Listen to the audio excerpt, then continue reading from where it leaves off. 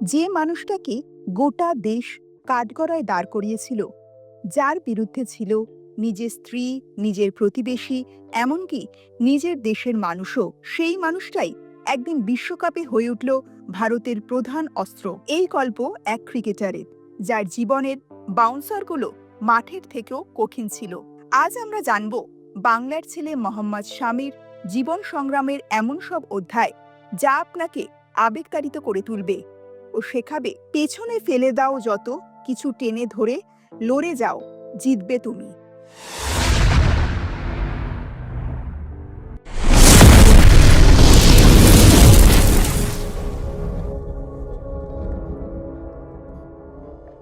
ছেলেবেলার সংগ্রাম। মোহাম্মদ শামির জন্ম হয় 1990 সালের ৩রা সেপ্টেম্বর উত্তরপ্রদেশের আমরোহা জেলার সাহাসপুর গ্রামে, একটি মুসলিম মধ্যবিত্ত পরিবার। বাবা ছিলেন একজন ক্ষুদ্র কৃষক এবং স্থানীয় ক্রিকেট প্রেমী। তিনি স্বপ্ন দেখতেন তার ছেলেটা একদিন বড় ক্রিকেটার হবে, কিন্তু গ্রামে সেই রকম সুযোগ সুবিধা ছিল না। তাই তার বাবা নিজে থেকেই স্বামীর কোচ হয়ে যান। প্রতিদিন ভোরবেলা মাঠে অনুশীলন করতেন স্বামী। তখন থেকেই তিনি ছিলেন একজন পেসার।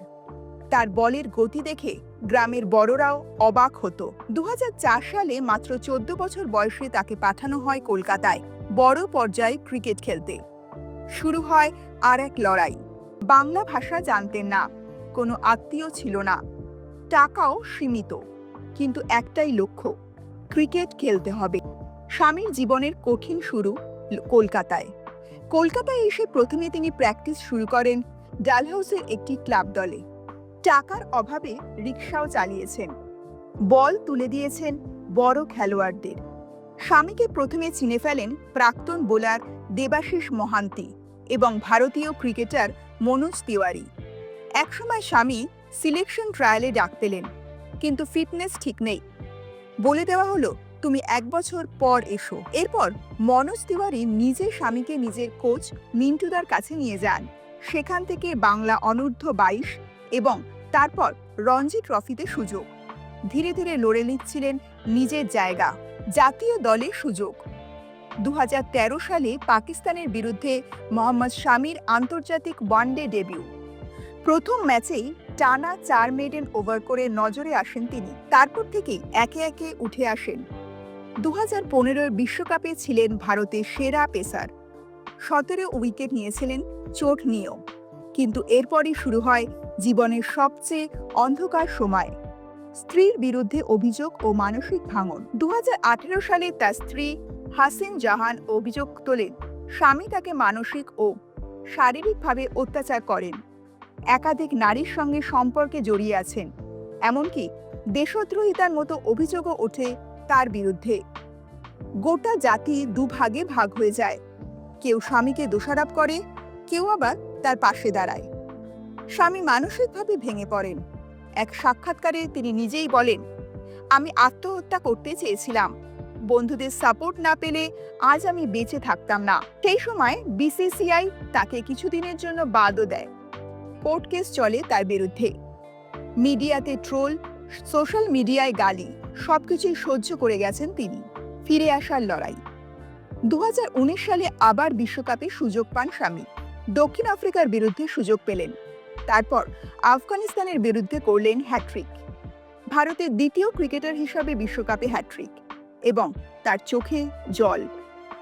তিনি বুঝিয়ে দিলেন, আমি খেলবো, জিতবো, কারণ আমার লড়াই শুধু মাঠে নয়, জীবনের সঙ্গেও। ওই বিশ্বকাপে 4 ম্যাচে 14 উইকেট, একজন যাকে গোটা দেশ দোষারোপ করেছিল, সেই দেশের ত্রাতা হয়ে উঠলেন। মানসিক স্বাস্থ্য ও ক্রিকেটার জীবন। স্বামী একটি জিনিস স্পষ্ট করে দেন, ক্রিকেটারও মানুষ। তারা মাঠে ফাটিয়ে খেললেও বাইরের থেকে যে মানসিক চাপ, তা তারা নিজের ভেতর পুষে রাখেন। স্বামী নিজের কষ্টগুলো নিজে প্রকাশ্যে কথা বলেন, যাতে পরবর্তী প্রজন্ম মানসিক অবসাদ নিয়ে চুপ না থাকে। এই সাহসিকতা তাকে শুধু একজন খেলোয়াড় নন, একজন মানবিক আদর্শ হিসাবে গড়ে তোলে। টি-20 ওয়ার্ল্ড কাপ 2022 ও সেই ওভারে প্রত্যাবর্তন। যখন সবাই ধরে নিয়েছিল স্বামীর কেরিয়ার শেষ, তখন রাহুল দ্রাবিড় ও রোহিত শর্মা তাকে 2022-এ টি-20 বিশ্বকাপের জন্য অস্ট্রেলিয়ার দলে নেন। প্র্যাকটিস ম্যাচে মাত্র 1 ওভারে 3 উইকেট নিয়ে আবার প্রমাণ করেন অবিশ্বাসের জবাব দিতে হয় পারফরমেন্স দিয়ে, কথা দিয়ে নয়। শামির জীবন থেকে আমরা কি শিক্ষা পেলাম? মোহাম্মদ শামির জীবন আমাদের শেখায়, জীবনে যত বিপদই আসুক না কেন, লড়াই ছেড়ো না।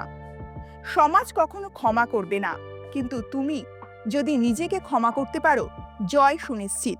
বিপদের সময় আত্মসম্মান ও পরিশ্রমই তোমার রক্ষা কবচ। বন্ধুরা, মোহাম্মদ শামির এই সংগ্রাম কি আপনাকে ছুঁয়ে গেল?